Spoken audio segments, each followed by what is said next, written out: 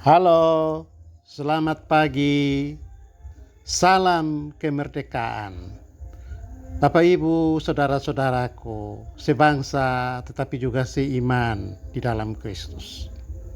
Di minggu kedua bulan kemerdekaan, bulan Agustus, saya mengajak kita untuk bersama-sama merenungkan Yesaya 43 ayat 1 sampai 7. Menurut saya, dalam suasana kemerdekaan dan peringatan hari yang sangat bersejarah bagi bangsa Indonesia, proklamasi 17 Agustus 45, tema yang tepat bertolak dari Yesaya 43 ayat 1 sampai 7 adalah Remembering God, Remembering Nation. Allah yang mengingat, mengajak jemaat dan bangsa untuk juga menjadi bangsa yang mengingat. Dan Yesaya mengeksplorasi tema Remembering God, Remembering Nation dalam pemberitaannya kepada orang Israel yang hidup di pembuangan di Babel, untuk mengingatkan mereka bahwa Allah mengingat orang-orang yang disebut dengan namanya, sekaligus memanggil orang-orang tadi untuk memperlakukan sesamanya juga dengan mengingat nama-nama mereka, karena nama-nama itu juga disebutkan dalam satu tarikan napas dengan nama Yahweh. Di Babilonia, orang Israel berpikir bahwa Tuhan sudah melupakan mereka. Dan ini gagasan teologi yang berkecamuk dalam jiwa dan batin setiap orang Israel. Buktinya, menurut orang Israel, Tuhan membiarkan Israel terjajah. Pemimpin-pemimpinnya menjadi orang buangan. Yerusalem dihancurkan menjadi puing, dan bait Allah hanya tinggal reruntuhan. Hal paling menyakitkan bagi Israel adalah dilupakan oleh Tuhan. Dalam situasi ini Yesaya tampil. Dengan tegas ia berkata, Tuhan tidak melupakan umatnya, Israel. Yahweh adalah Allah yang mengingat. Dia adalah Remembering God. Yesaya menjadikan pengalaman Israel di Mesir sebagai bukti dari karakter terdalam dari realitas ilahi, yaitu remembering.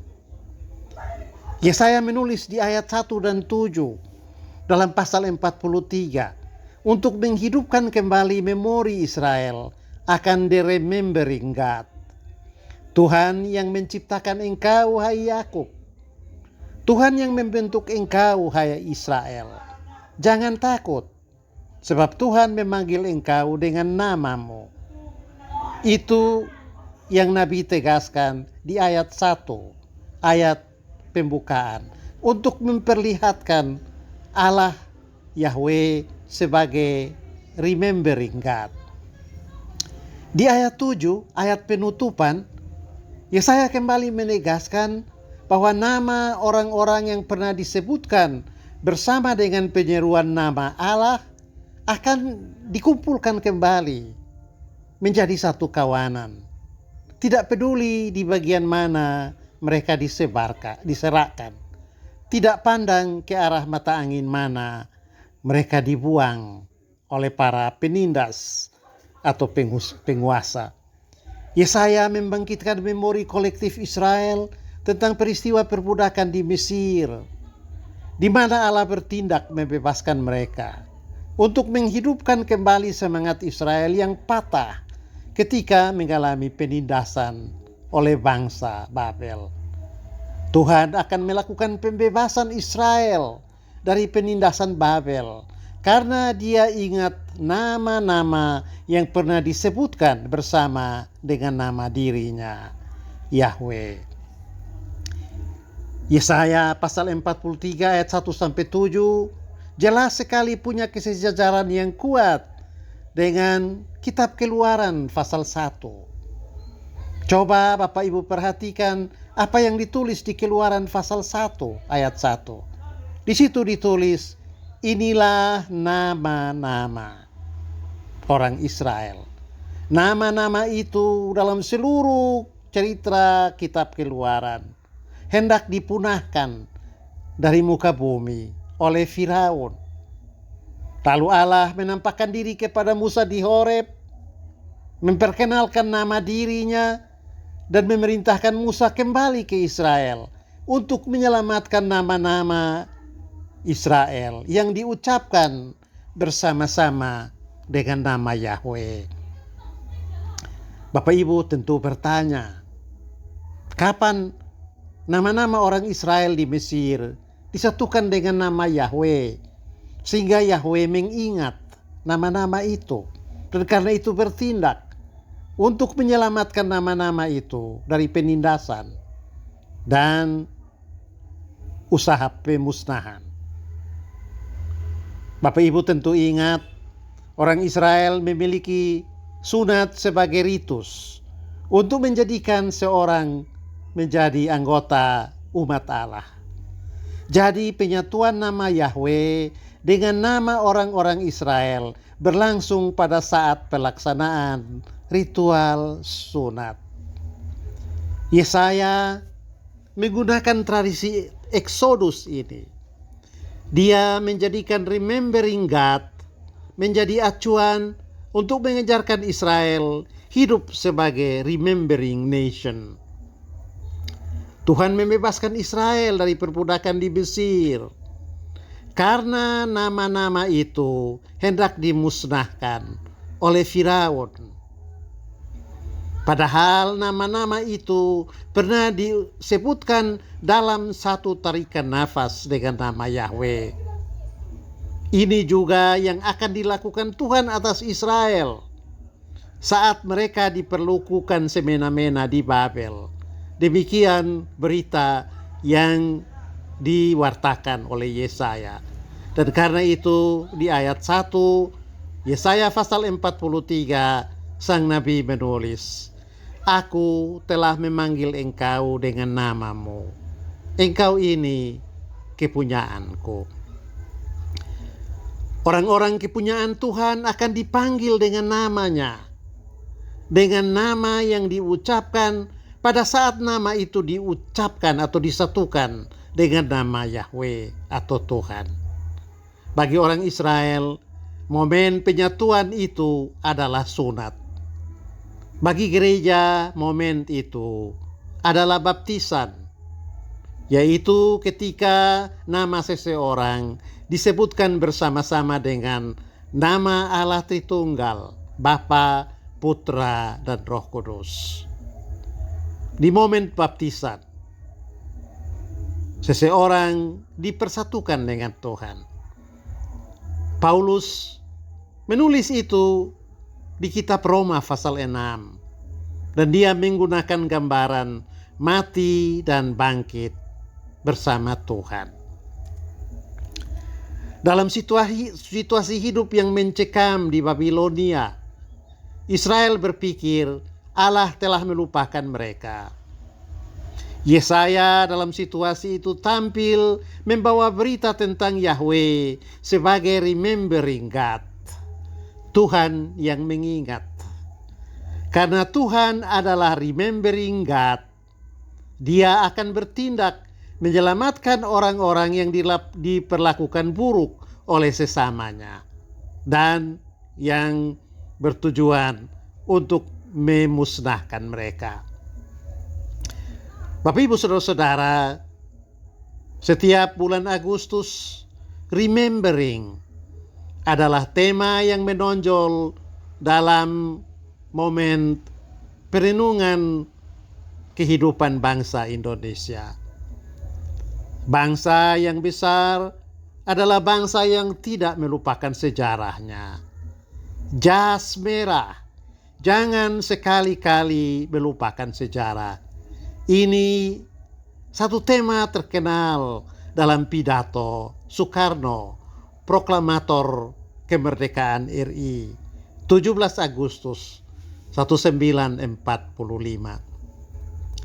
Di bulan Agustus, bulan kemerdekaan, kita diajak untuk mengingat cita-cita semula dari perjuangan kemerdekaan. Kita juga diminta mengingat pejuang-pejuang yang membayar nyawa mereka untuk Indonesia merdeka. Kita juga dipanggil untuk mengingat bahwa Tuhan ikut bekerja untuk Indonesia yang merdeka. Agar supaya Indonesia yang merdeka itu menjunjung tinggi kemanusiaan. Kemanusiaan yang adil. Kemanusiaan yang beradab, kemanusiaan yang setara. Setiap warga negara Indonesia bersamaan kedudukannya dalam hukum dan pemerintahan dan wajib tunduk pada ketentuan hukum yang mengatur kesetaraan setiap warga negara. Ini nilai yang harus terus ditegaskan di Indonesia yang merdeka itu.